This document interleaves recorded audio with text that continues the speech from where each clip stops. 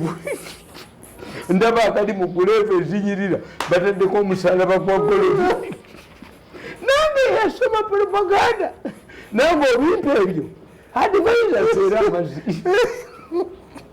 nze ebituba bimpa.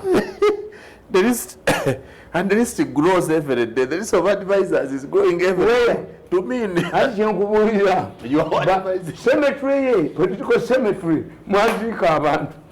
Nenze nkubuulira Museveni bw'ataakome kuziika abantu mu cemetery. You cannot have intelligent people. Nobateeka mu eri yeyo. Polite a bit when you call it political cemetery. It's a political grave. Cemetery.